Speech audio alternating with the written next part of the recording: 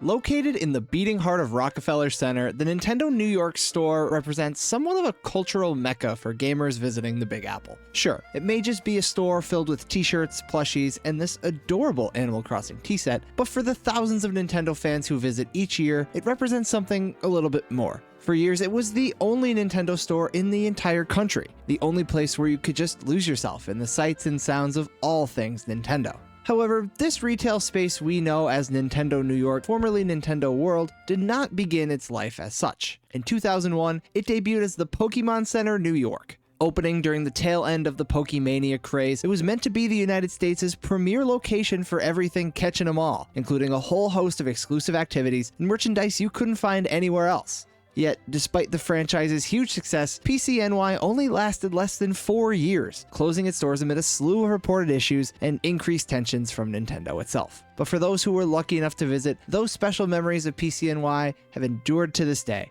Let's take a look back at what once was, the rise and fall of the Pokémon Center, New York. What is going on, everyone? My name is Evan. Welcome back to the evilslaw channel for another gaming history retrospective. If you enjoy these kinds of videos, hit that like button and subscribe if you're new. Now, before I get into it, I do want to give a special acknowledgement to a few passionate creators without whom this video would just not be possible. First off, the Pokémon Center historical website. It's a love letter to all things PCNY, run by authors Julie and Grace. It is a thorough and incredibly well-organized deep dive into all of the information and images we still have left of this defunct store. And let me tell you, those images are not easy to come by for reasons I will explain in just a moment. Definitely give this site a look. And again, huge shout outs to Julie and Grace. A lot of the information in this video comes from this well-researched source. I'd also like to shout out RetroAli and Hard for Games, who have both done in-depth research themselves into the history of PCNY, and they've also done a deep dive into one of the store's Pokemon distribution machines. I can't say it enough, a huge thank you to all of these creators for the research and the digging they've done over the years. You can find links to all of their websites, channels, and relevant videos in the description.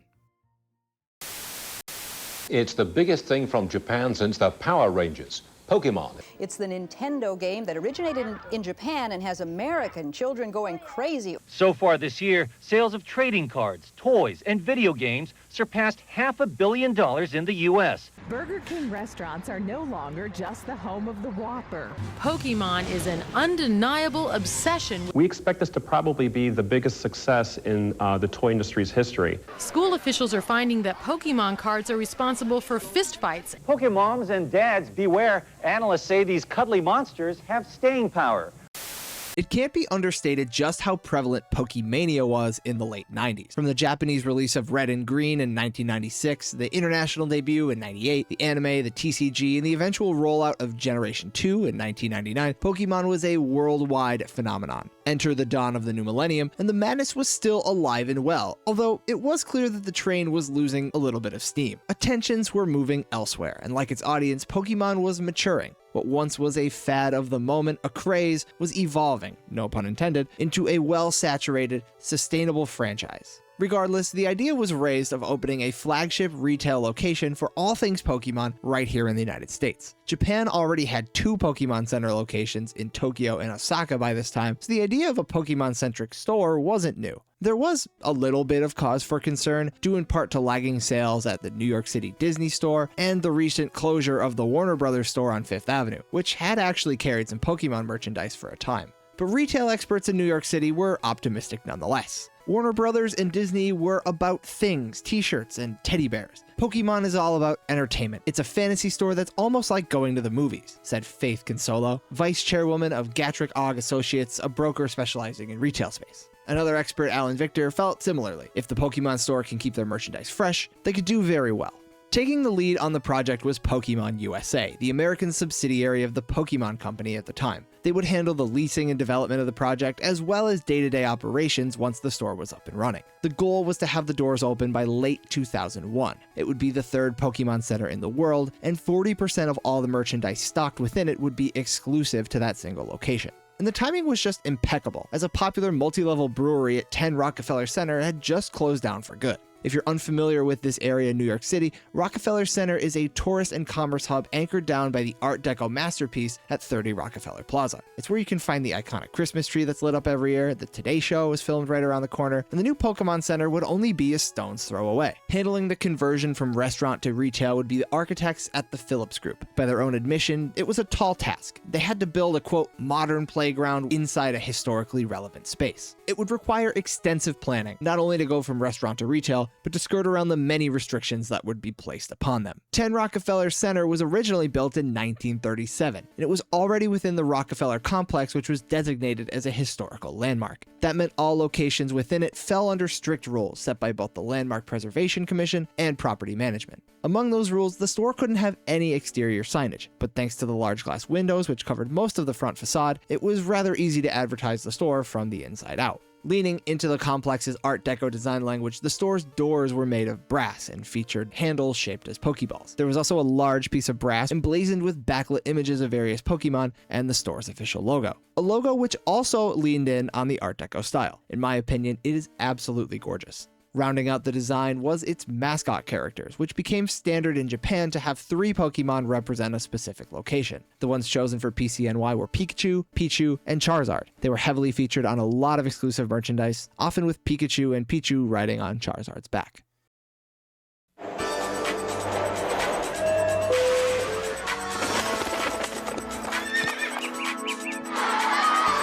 Enter the Center, the new Pokémon Center in New York City. Watch out for the world's largest action Pokeballs. Catch a rare Pokemon on your Game Boy cartridge.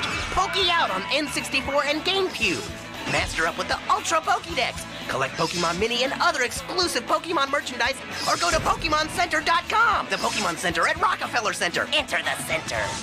Despite the attacks on New York City just 2 months earlier, the Pokémon Center opened its doors for the first time on November 16th, 2001. The whole development process took about 6 months. The grand opening celebration was stretched out over a 1-week span, and by all accounts, it was a huge success. Kids could participate in TCG tournaments, take pictures with a Pika Beetle, or give hugs to people in giant Pikachu and Pichu costumes. Attendees at the grand opening were given these exclusive Art Deco-inspired PCNY pins, which were numbered to 3,000. Like many of the store's heirlooms, you can still find these on sale today, albeit for a very pretty penny.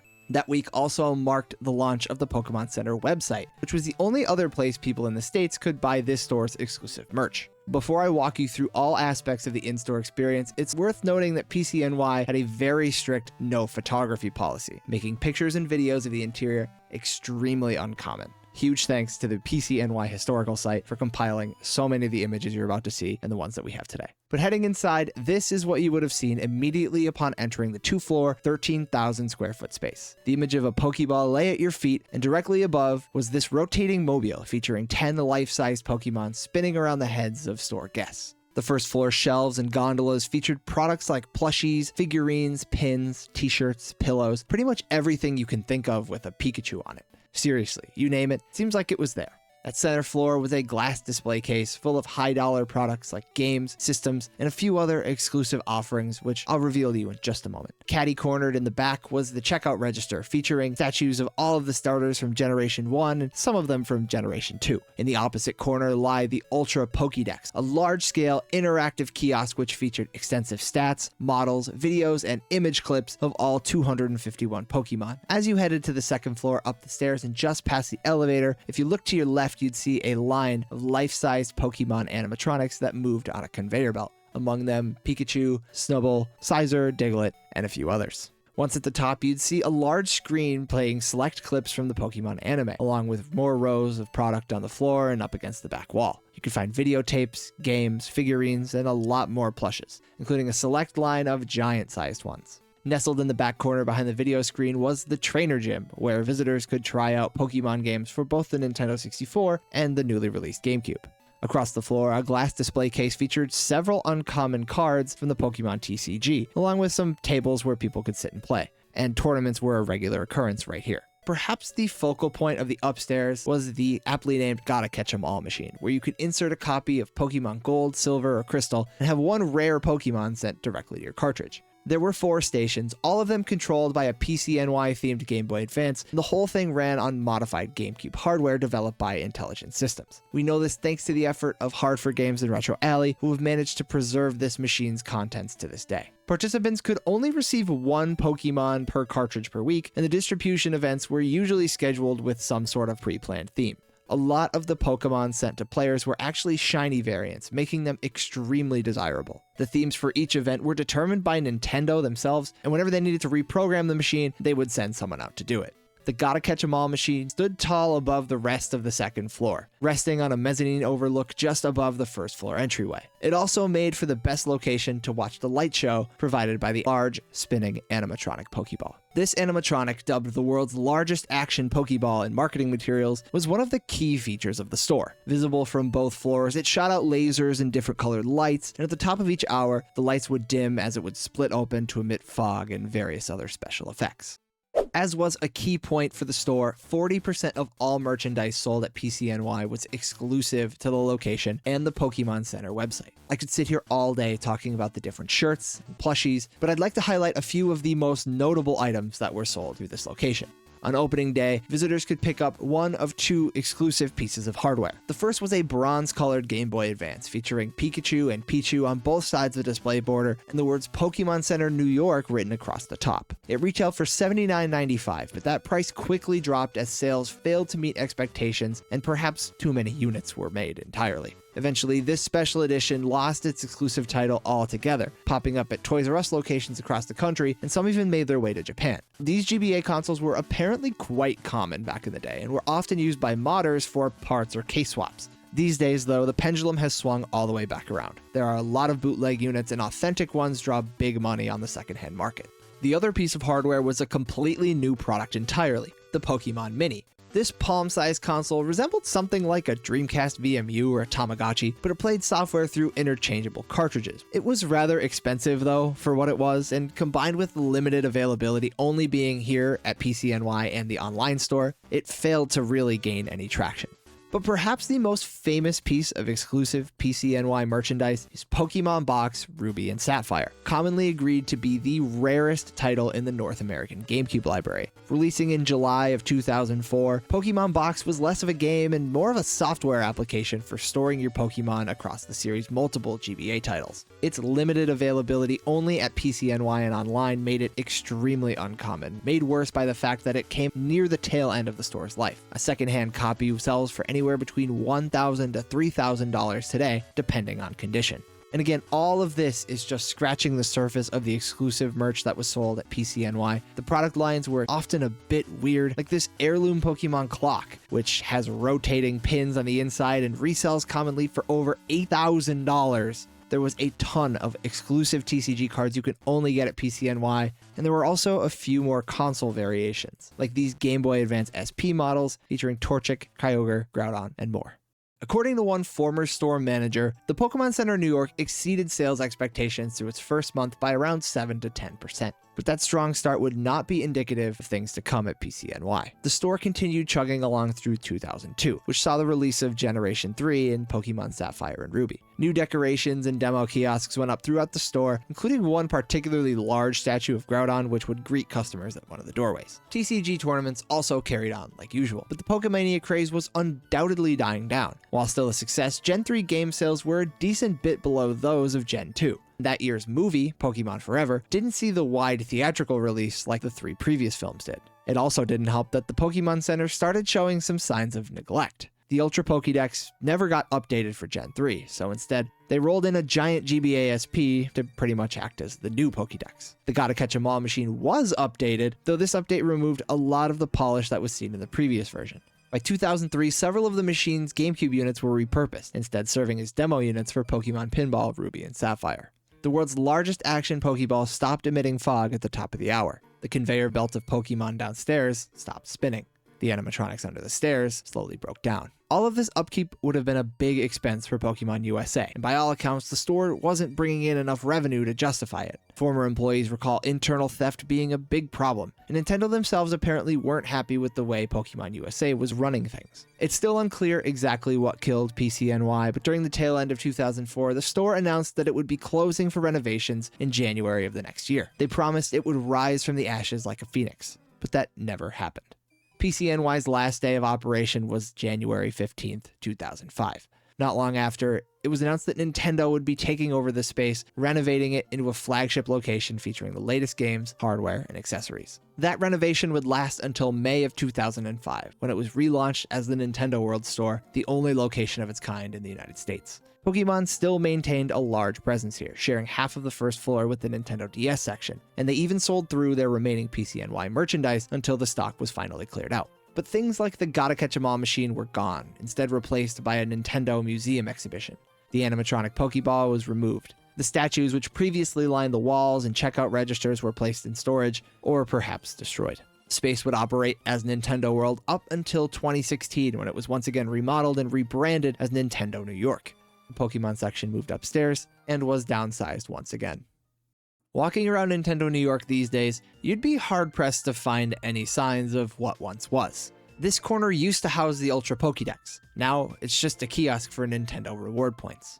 Where the games lie now is where you would have found the checkout registers. The alcove where the trainer den once lived has now been opened up, the screen above the stairs gone, making space for another wall of assorted Zelda merchandise. The giant action Pokeball is nowhere in sight, although you can still see the hole open from where it used to hang. The animatronics underneath the stairs have been replaced with life-size statues of Luigi and Toad. The mezzanine, which housed the Gotta Catch 'Em All machine, is now an interactive space where visitors can chat with Mario, although from the markings on the floor, you can see the outline of where it used to be. And that's not to say that everything is gone. During my visit, a PCNY Game Boy Advance is still on display inside this display case, marking the store's 20th anniversary, and the brass doors still remain to this day, with the interior handles retaining that original Pokeball design. And so that, everybody, is the story of the Pokemon Center New York. It burned bright, but inevitably burned out. If you made it this far in the video, thank you for sticking around until the end. Before I go, I want to turn the conversation over to you and hear your memories of PCNY, if you were lucky enough to visit. Like many of you, I was unfortunately too young to visit myself, so if you're in my shoes, instead let me know what your favorite part of the store would have been had you had a chance to visit. Leave me a comment down below, and let's move the conversation there. Also, again, please go check out the PCNY historical site and the talented creators I mentioned earlier in this video. Links to their channels and sites are in the description, and if you do one thing after watching this, please go pay them a visit. Anyway, guys, I hope you enjoyed this look back at the Pokemon Center New York. My name is Evan. I appreciate all of you watching each and every video, and I will see you in the next one.